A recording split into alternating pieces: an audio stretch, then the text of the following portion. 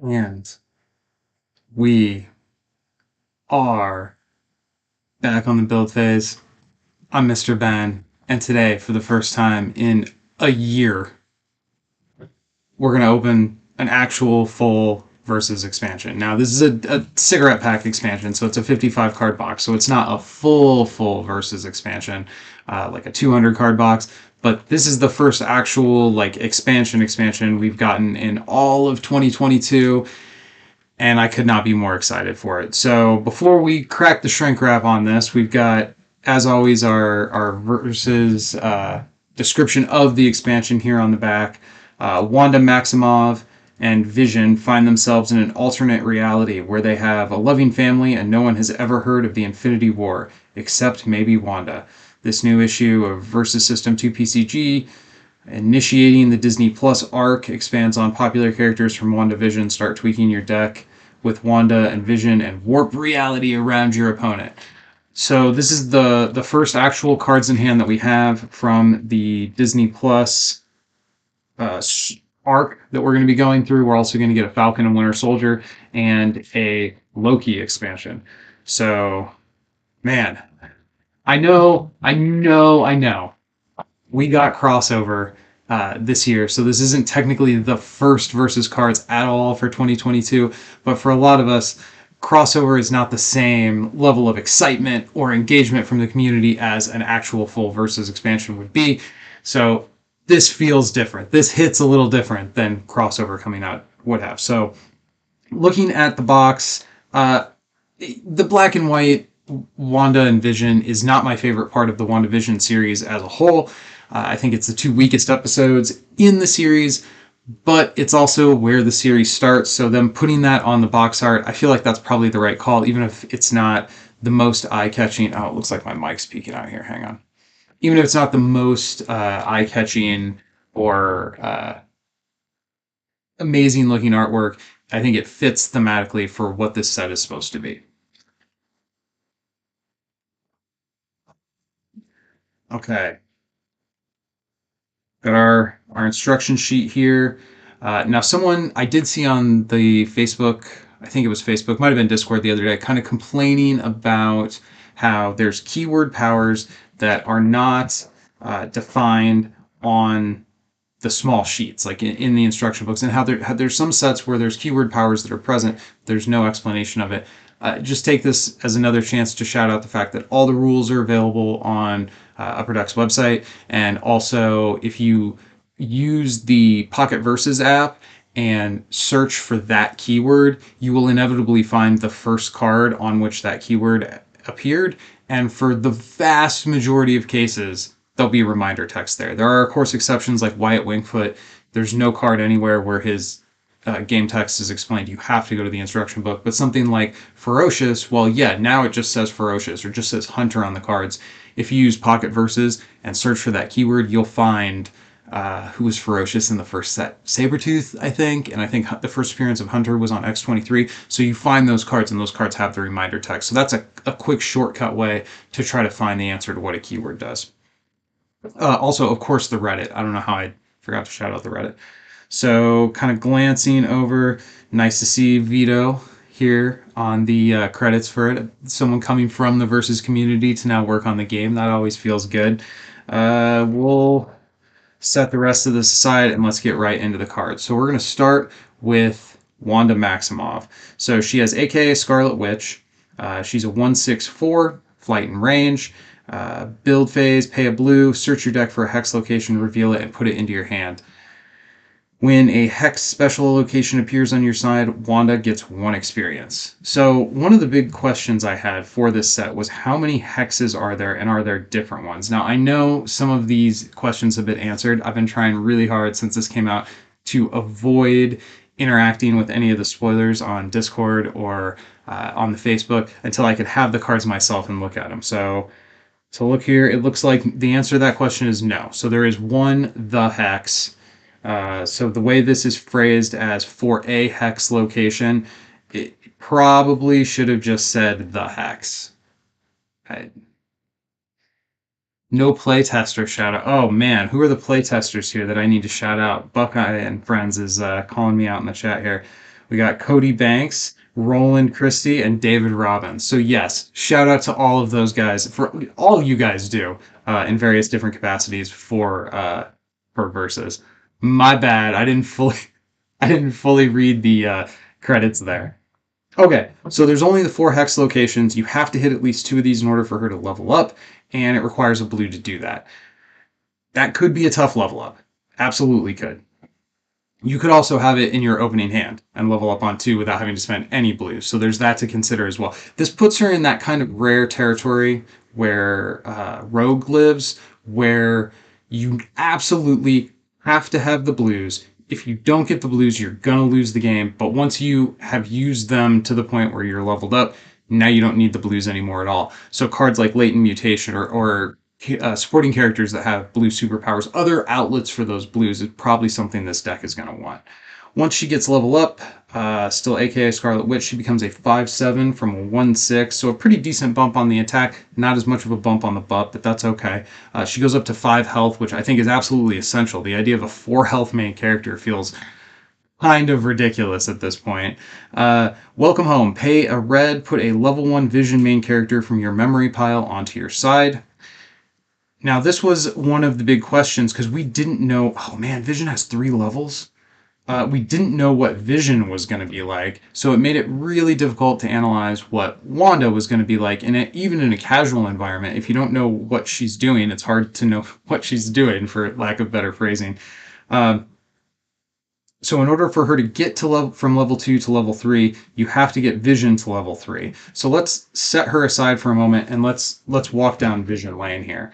So at level 1, which in order to get him into play, at minimum, we have to have 2 hex locations to get to our level 2 Wanda and a red. So that's already requiring at least 3 cards drawn out of our deck to get there at all, and maybe more if we're relying on blues for that superpower. Once we get Vision, he is a flight range 0/5 with a star for health. What's that do? This card starts in the memory pile. Okay, so he can't be played independently. So there are some situations like Professor X, the New Mutants Professor X, where he can take characters and get main characters to join into the game, but those main characters can also be played separately as full main characters. It looks like Vision cannot be played outside of Wanda resurrecting him, which frankly, thematically, I think that's cool. This is a main character. It's a playable main character in the game, but you can't. He's dead, so you can't use him unless you're also using Wanda. I could see as somebody who's a big Vision fan might be a little annoyed that he feels kind of shoehorned into the Wanda deck, but thematically, I think that's a home run. Okay, but what does he do? So Vision has health equal to the number of face-up hex locations on your side. So these build. Okay, so you do want to leave these face up because as you get more hexes, they do additional positive effects for your cards. And it doesn't seem like there's a huge, or at least this thus far, I can't remember from the previews and I haven't hit in the box, any incentive to turn them face down. So as the game, you're going to have at least 2. I can't think of game effects off the top of my head where you would turn a location face down that isn't paying for a superpower, and you can't use the hex to do that. So I think you're kind of stuck with them in play. If Wanda died, so I think once Vision spawned, you have to kill Vision and Wanda. We might want to double check the rulebook for that to answer your question, but I think you are gonna have to kill both once he gets into play. Yeah, right here. Opponents must KO Wanda and Vision on your side. So if you're able to kill Wanda before she's able to create Vision, I think that's fine. You still win at that point. But the main idea is you have to reduce your opponent to a state of having no living main characters on their side. Okay, so he's going to come into play as a 0/5/2 minimum, maybe more depending upon how good your draw is, how many hex locations you get down. At the start of your build phase, he gains an XP. Oh, I don't like that. Okay, so you got to keep the 0/5/2 alive for 2 turns. At this point, Wanda, she can fly, 7 defense. I mean, if you get him on turn 2, 5 health on turn 2 is pretty decent. By turn 3, that's starting to look very punchable. And it's at the start of your build phase. Does recovery happen before build? I think it does. So I think you recover him, and then as long as you can keep him alive for 2 turns, you're going to level up. I think. I might have to double check that too. Memory made real, that's the same thing. So once you do that twice, he's going to become his level 2. He still has flight and range. He goes up to 10 defense, which is a huge bump. And we're looking at like turn 4 in the Rainbow Unicorn land, maybe much later depending upon how your actual draw goes, but potentially you could have a 10 defense main character on turn 4. That feels pretty strong. Okay, so Vision, he still has health equal to the number of hex locations, and at the start of your build phase, he continues to just gain 1. So that one was called now, this one's called then. He gains 1 XP each time. So you're looking at start of turn, ready, recover, then build. Okay, yeah, so he would recover before build phase starts, according to Buckeye and Friends in chat. So you just have to keep him alive. You don't necessarily have to keep him face up, I think, if I'm interpreting this correctly. So 4 turns of camping out on Vision finally allows you to get to level 3 Vision. This is really complicated. This is a lot. He still has health equal to the hex locations, which at this point, we're turn 5. He could be up to as much as 4 health, but he could have, 2, 3 wounds sitting on him at this point. Fairly reasonably speaking, you could wound him twice while he's at 5 health. Most main characters are going to be able to do that. And then he's just a 10/10 with flight and range. Get that this isn't a standalone main character, that he's part of the Wanda main character, so he can't be that crazy all on his own. But the road you have to go down to just get a 10/10 that payoff doesn't feel great. But maybe it's not supposed to, because this is only a character it's essentially an animated corpse that Wanda's walking around like a puppet with her. Never mind, I'm not going to make that joke. So once he gets leveled up, then it's at the start of your main phase when Wanda can get her experience. So his level 3 being on the board at the start of turn will facilitate Wanda being able to level up to level 3 on that same turn, which is good because we're already looking at best case scenario, level 1, level 2, or turn 1, 2, 3, 4, 5, 6. So we're looking at turn 6 at the earliest, best case scenario. And on turn 6, if you're lucky, later if you're not, Wanda becomes an 8/8/6. The bump on health is, again, totally necessary. And her main phase power is to pay a green, KO a hex location, and draw 6 cards. So remember how I was saying you want to stack these hex locations, and I think you might be stuck with them, and there's not an outlet for them. Apparently there is an outlet for them. I'm not wild about her being on green, needing green locations. That seems... So she needs blue on level 1, energy level 1, skill level 2, and becomes might at level 3. I'm a huge Scarlet Witch fan. I really like her character arc throughout the MCU. I don't see her as being the kind of character who uses strength locations, who uses might to accomplish things. So this feels like a little bit of a miss. Mechanically speaking, if you're trying to build this deck, that means you're running 4 hexes, 4 wilds, potentially more if you want to be able to take advantage of her villain affiliation at level 3 and be able to use villain wildcard locations. But even if you do, you have to KO a hex. Oh, it's not just turn it face down, you have to KO it.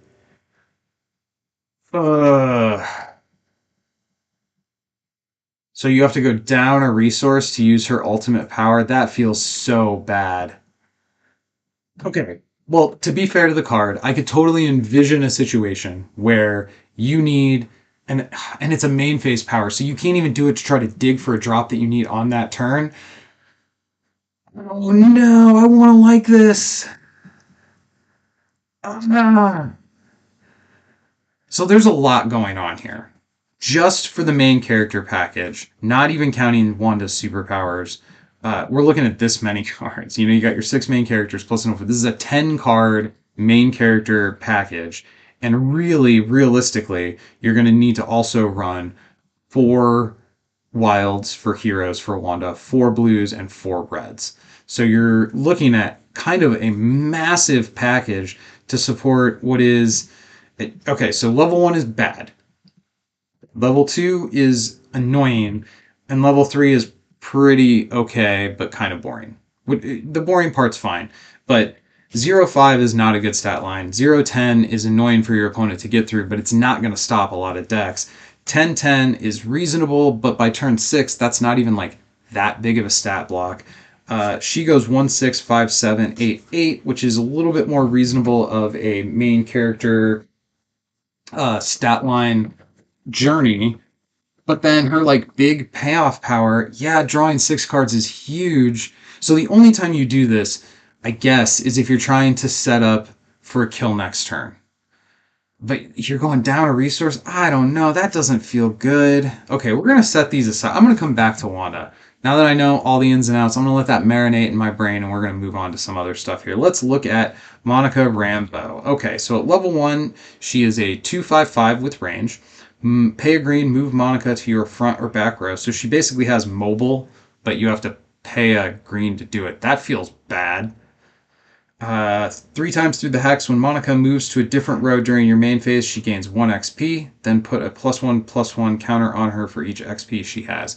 So, given her level up condition, I understand that they couldn't just give her mobile, but there's just not a world where I'm going to feel good about having to pay a whole card to do something that exists in the game as a keyword power. But what is her payoff? So if we assume she keeps her +1 counters, she goes 3/6, 3. So she could potentially be a 5/8 once she levels up, which will actually turn her into a 10/10. Okay. And if you do that 3 times, so does she have to use Brave the Unknown? Probably not. I'm going to assume not. So if you have other cards that like let you move characters that, or if your opponent is going to like use Spider-Man or what's the one drop Spider Carnage and move your Monica, I guess she would get experience off of that. But like, who's going to do that? Nobody's going to do that. So level 2, start of your turn, you may look at the enemy player's hand. That's a very good superpower or keyword power. And it's one of those keyword powers that it's going to be more useful the better player you are. So a skilled player is going to be able to take advantage of looking at their opponent's hand and playing around that to a much larger degree than somebody who's like new to the game or maybe a little bit more casual. That's a cool power. I really like powers that are skill testing. So the better player you are, the stronger the power is, as opposed to just having like raw piles of stats. I think that's a cooler way to make a card strong. So absorb energy. Pay a blue, look at the enemy player's hand and choose a card. That player discards the card. If it has a energy symbol in its text box, heal a wound from Monica. Depending upon what your opponent is on, that could be huge. And you have because of spectral vision, you get to check what's in their hand before you commit to paying your blue to absorb energy. So if they don't have, so if you really need that heal and you're kind of camping out on your blue to try to get a heal off, you don't have to commit the blue until after you know for sure you're going to get that heal. The other interesting thing is maybe you don't care about the heal. Maybe you see their Dark Phoenix or their Nullifier or some like one of a kind combo enabler in their hand through spectral vision. So then you use absorb energy just to pick that off, and you just sacrifice the heal. Like whatever, I don't need the heal. I just need to knock that card out of your hand. That is cool versatility. I like everything about the way this main character works. Other than I'm not sure how many ways there are to move characters in photographic off the top of my head. That's not a power I value fairly highly, so it may exist more than I can remember just because it's not something I've used a lot. But it seems like you're relying on hitting green locations 3 times in the first 4 or 5 turns of the game to get her leveled up. Once she's leveled up, she seems pretty respectable, but there are going to be games where you just don't hit your greens. And now you're a 2/5. The payoff, though, as far as main characters go, this feels pretty good. This is my kind of main character. I like a lot of what's going on here with Monica Rambeau. So Agatha.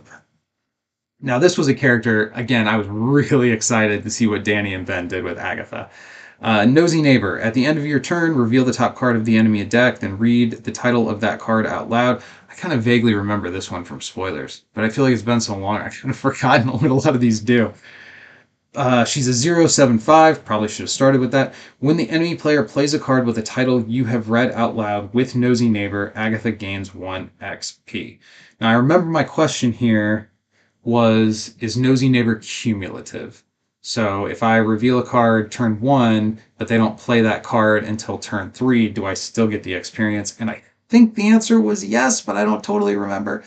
Because it doesn't say when they play a card with the title you have read out loud this turn. It just says read the card out loud.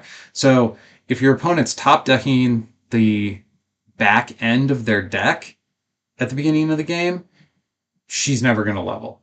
But if they're drawing into their superpowers or their early curve or stuff that they actually are going to want to put out to the board and have to put out to the board in order to execute their game plan, then she could level up.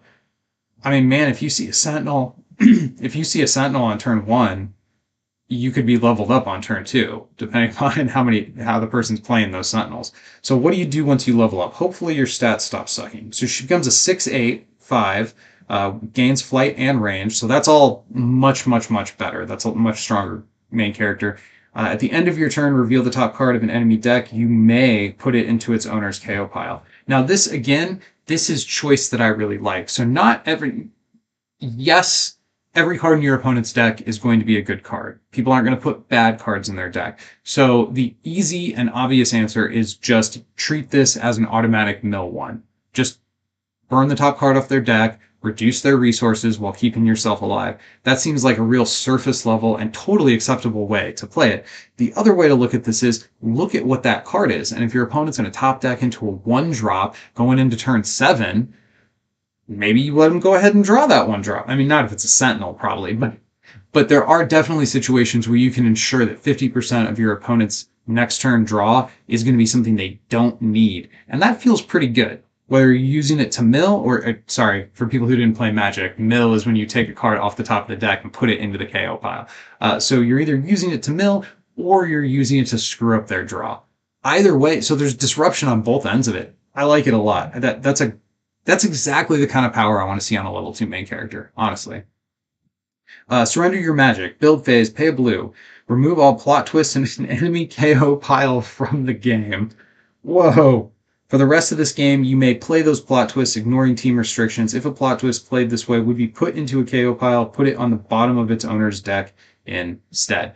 So you're able to then rip all the cards that you milled off the top of your opponent's deck and play them. Well, I mean, there's a limit on it. Okay, so you remove the card. So you're not paying a blue to cast the spell. You're paying a blue to take all the plot twists out of the KO pile and kind of set them aside. I see in chat here, if using Wanda's level 3 power actually reduces Vision's health, which has the same net effect of putting a wound on him, which, again, yeah, like you're saying in chat, that probably is a thematic win, but doesn't make it mechanically a good main character. That I'm a little dicier on. I will come back to it and revisit it again, though, after I go through the rest of this box.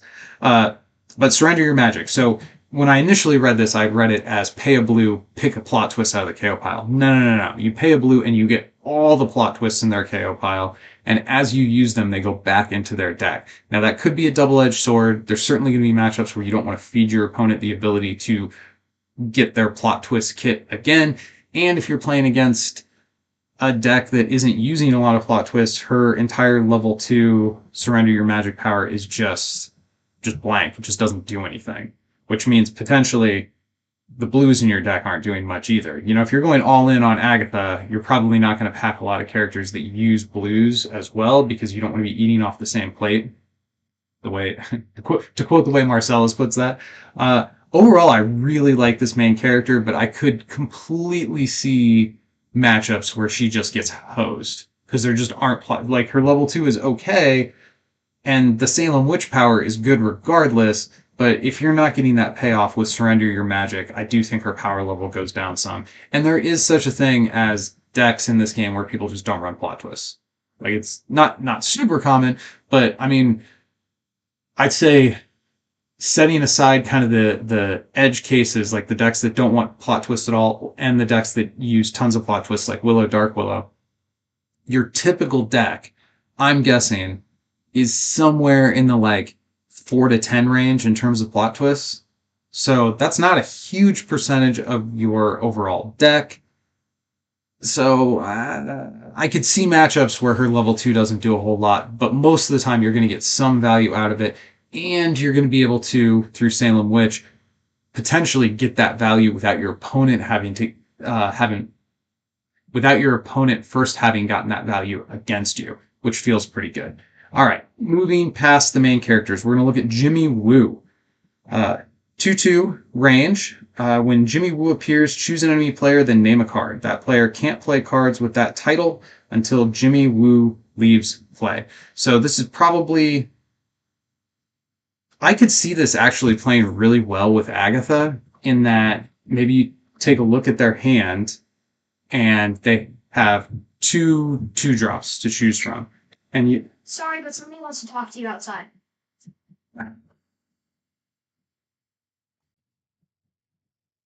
Okay. So that said, I was resuming. I don't know if this is going to end up being two separate streams, but thank goodness the election is today. I am sick and tired of political door knockers in my neighborhood. It is exhausting. Okay. So where was I? I was talking about Agatha. Oh, yeah. Okay. So, man, this is frustrating. So you got Agatha as your main character, right? And you take a look at their hand. No, I'm thinking of Monica. You've got Monica as your main character, and you get to take a look at their hand. Oh, but you don't get to do that until level 2. Okay. Well, the cool combo I was trying to think of is being able to know what your opponent has in their hand and then ban them from being able to play the thing that is not advantageous to you. That's pretty cool. I guess with Agatha that could kind of work if you know your opponent's deck list and you know they have 2 different 3 drops or whatever, and you know one of them have been drawn due to Nosy Neighbor. Jimmy comes down and you say, you can't play 3-drop B because I know you have 3-drop A, and you hope that they feed you that experience. That feels pretty good. 2/2 with range for 2. His stats are not the reason you play this card. They're fine, relatively forgettable. A lot of times cards that have kind of like crummier stats can sneak through on the back of their powers. This is a decent power, and I think late game is when this is really going to matter. Like, you play this guy on 2, and maybe it's a speed bump for your opponent. It causes them a little bit of trouble to try to get through him.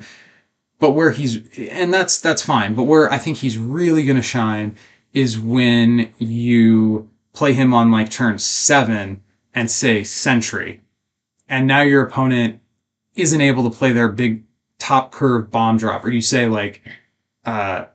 Monarch, when you know they're getting ready to flip all their locations face over and start paying for a bunch of superpowers again. So I think this is... The card trick power is sufficient to give this guy playability without a doubt.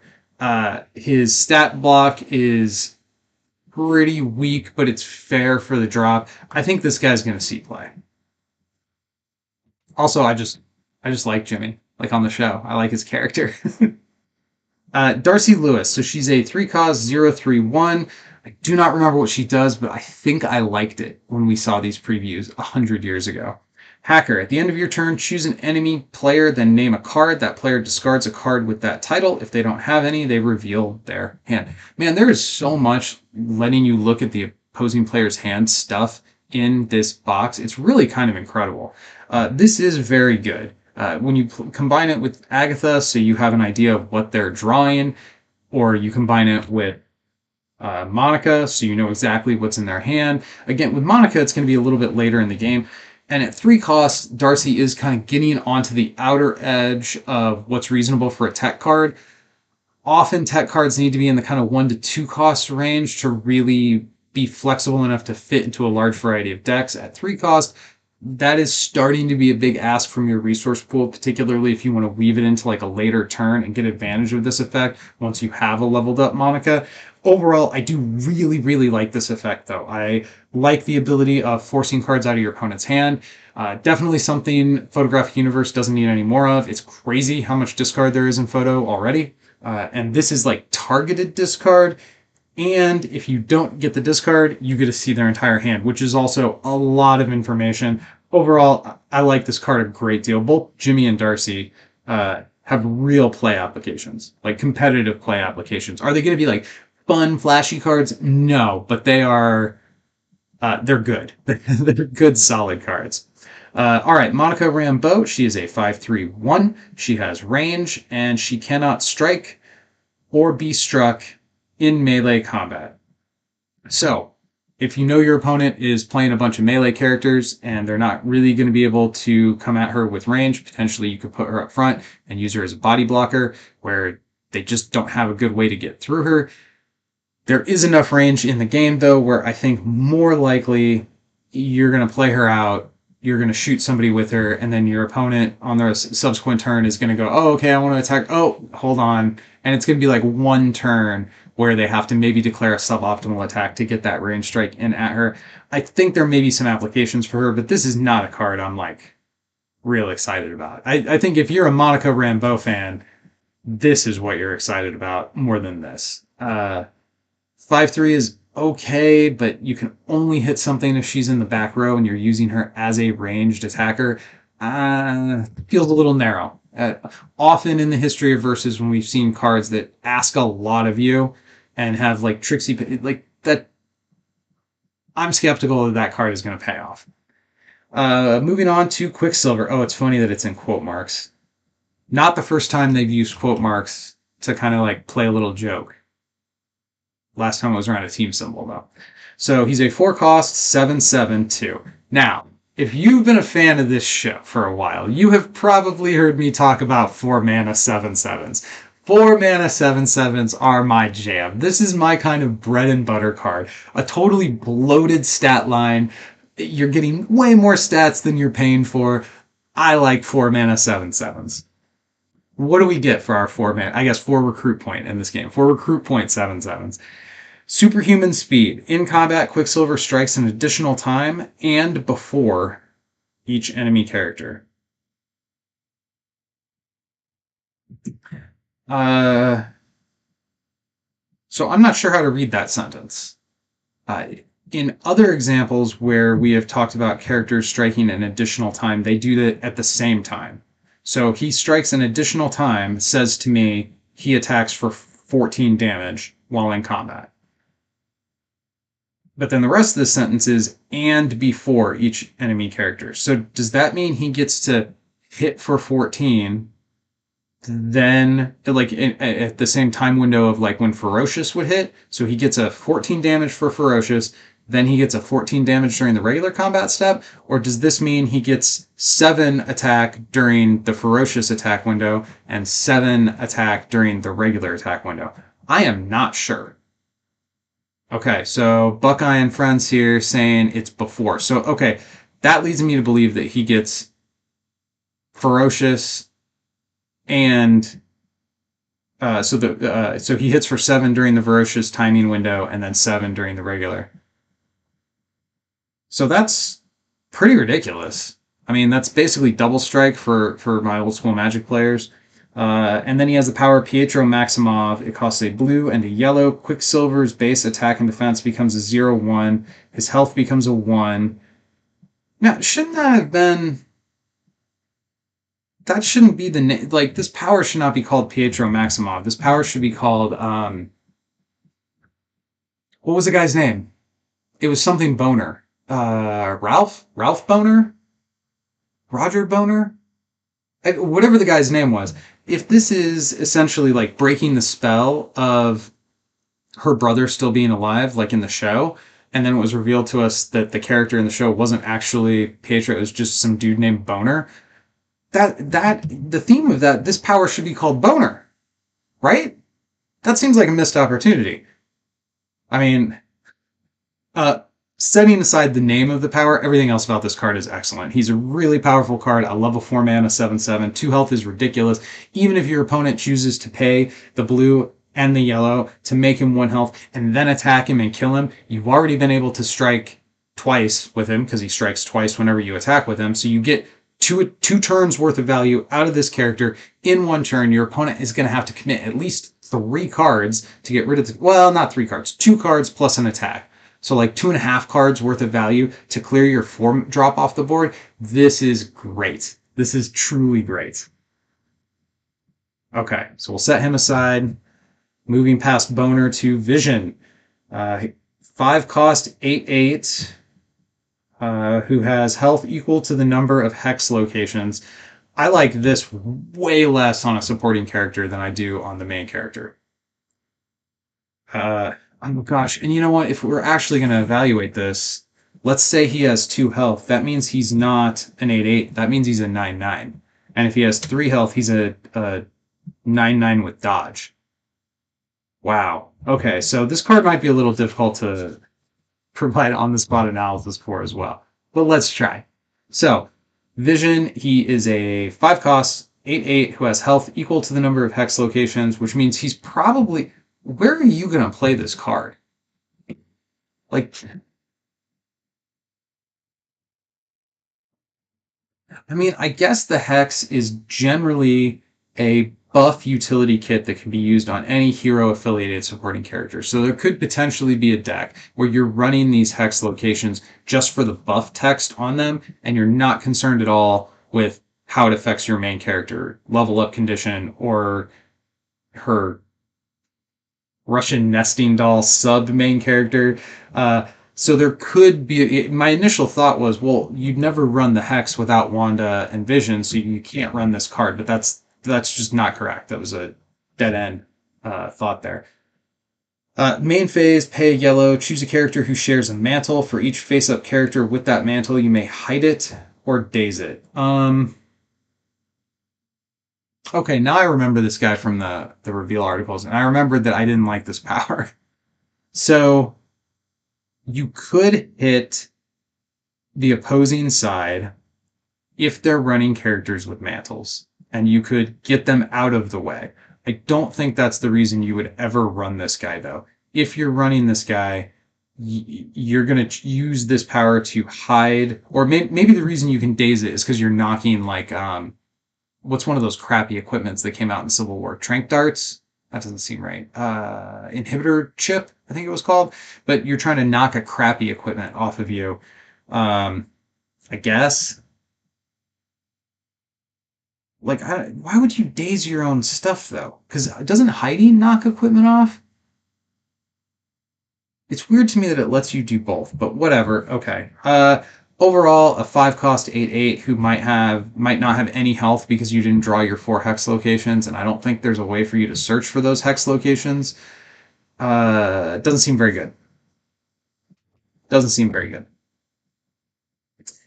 Vision, born today, flight range 6/6/2. When Vision appears, he gets +6/+6 until your next turn. I feel like we've seen this exact trick done with Vision before. Wasn't the base MCU Vision got like +7/+7 the turn he came into play or something? A 12/12 on turn 5 is ridiculous.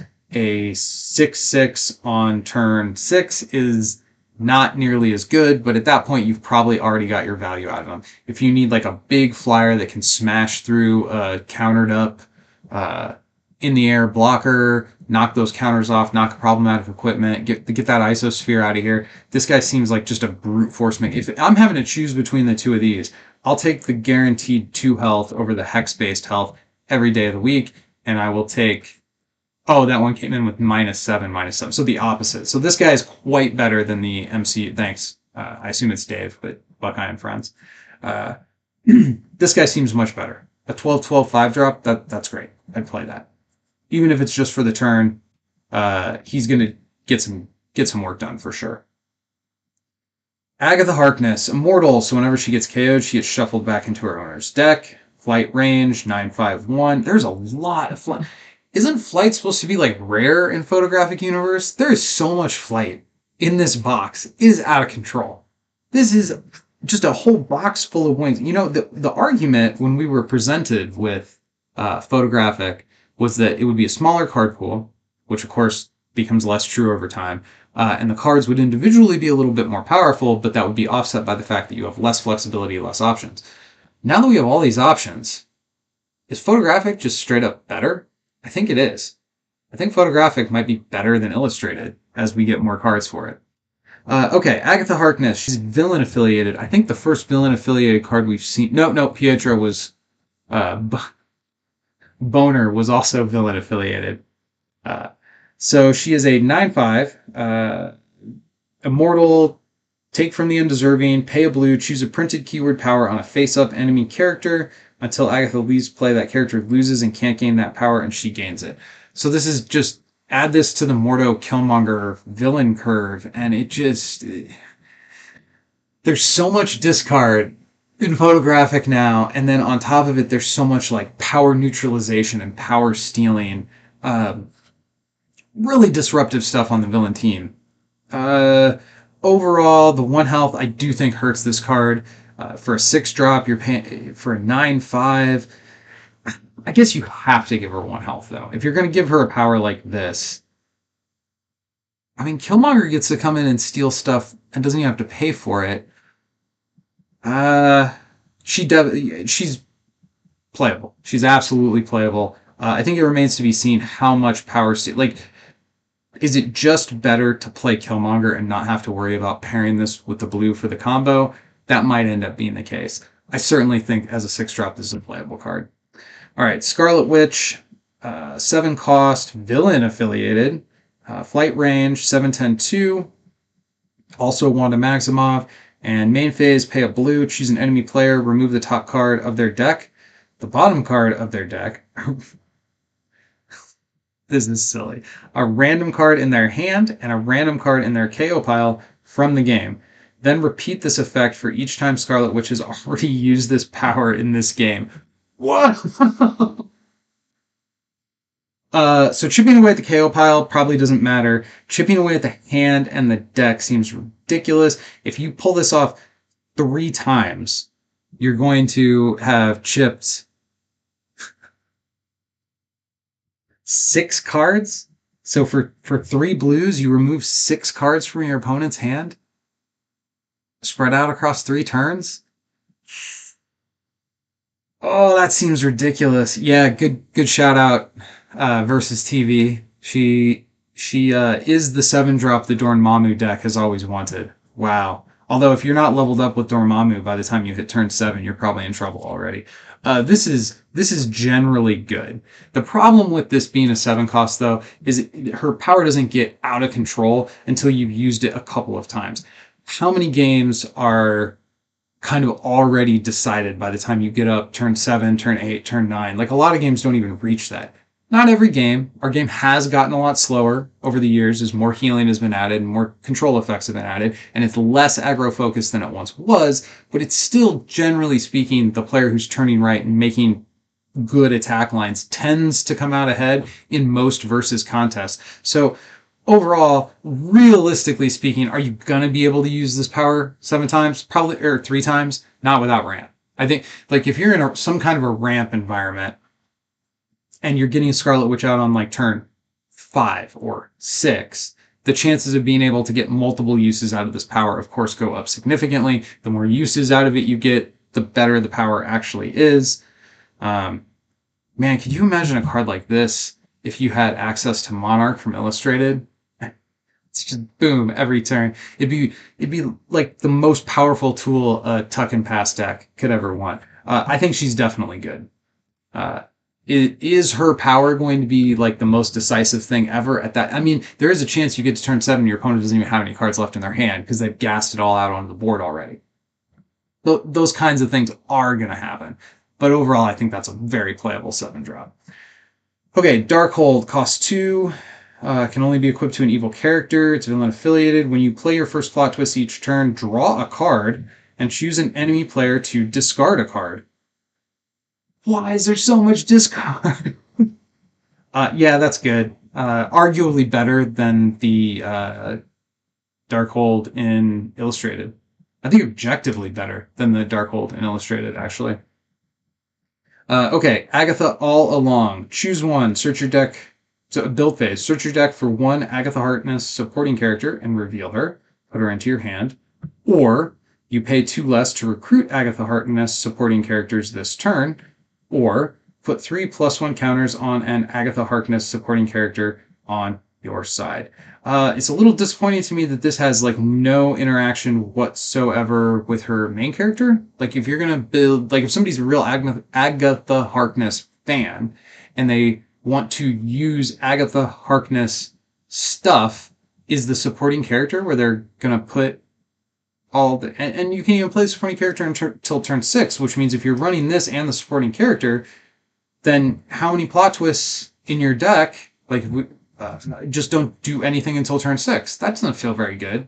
If you compare, this is reminiscent of, I feel like I said this during the spoilers, but this is reminiscent of the Buffy the Vampire Slayer. I think it's called the Chosen One, but it's the card that lets you either ready a Buffy or search your deck for a Buffy.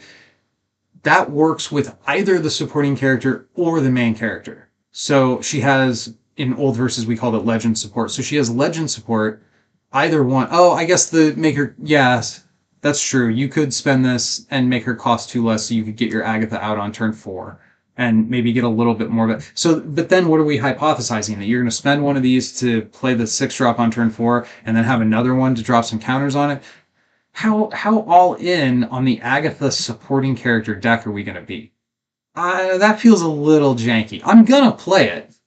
I will definitely play it. Oh, they stack. Okay. I take it back. Buckeye and Friends in the chat points out that you could play 2 of these plot twists and then recruit the 6-drop on turn 2. That changes everything. Because if you can get her out on turn 2 and pay a blue and take some crucial power away, like, can she target supporting main characters? Yeah, choose a power on a face-up enemy character, full stop. So if you get her out on turn 2 and you choose Brave the Unknown, now all of a sudden your opponent just straight up can't level up. Now that's a lot. We're talking about a 4-card combo on turn 2. And if you went first, you're looking at a total of 9 cards, so that's going to require essentially half your hand to lock your opponent out of the game on turn 2.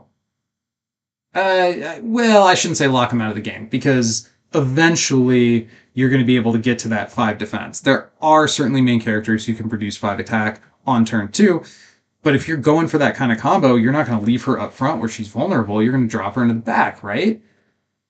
Wow.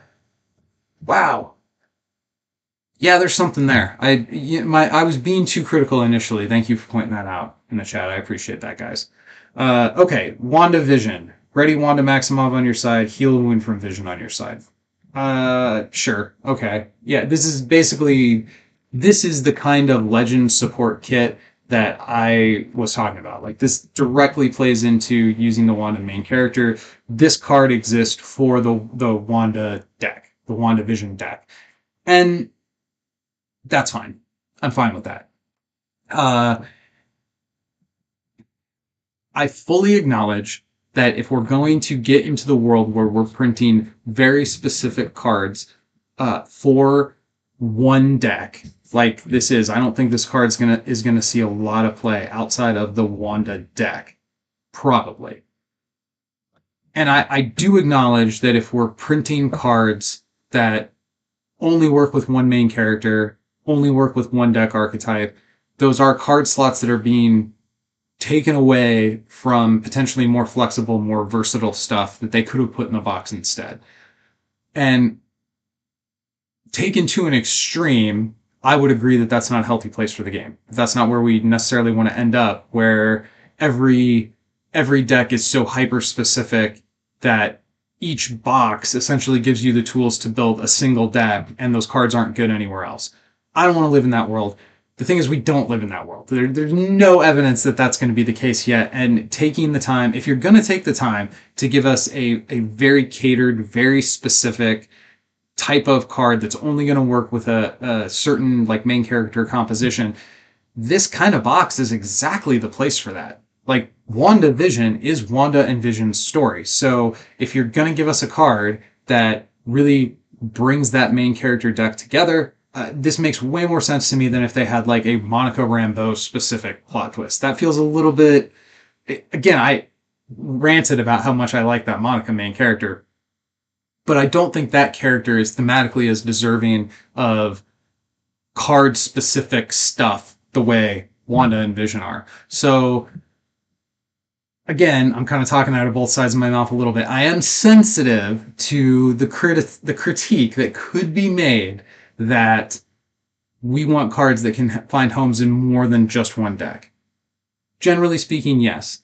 But what I want more than anything else from my superhero card game is variety. And occasionally having Danny and Ben go whole hog on trying to nail the theme exactly right for one thing. And if that means maybe there's some cards that are printed that only work for that one thing, I'm totally okay with that. And if we ever hit the point where it's a problem, we'll address it when it is. Right now, I don't think it's a problem. I love this box. I'm not convinced about the competitive potential of the WandaVision deck specifically, but almost every other card in this box, I have some, and this Vision main character, I'm a little lukewarm on that guy too. But pretty much everything else in this box, I think, is a home run. I'm a huge fan of the series. I'm a huge fan of this game, and it just feels so good to finally have some fresh versus cards in my hands again. I'm going to go build some decks. Thanks for watching. Go win some games.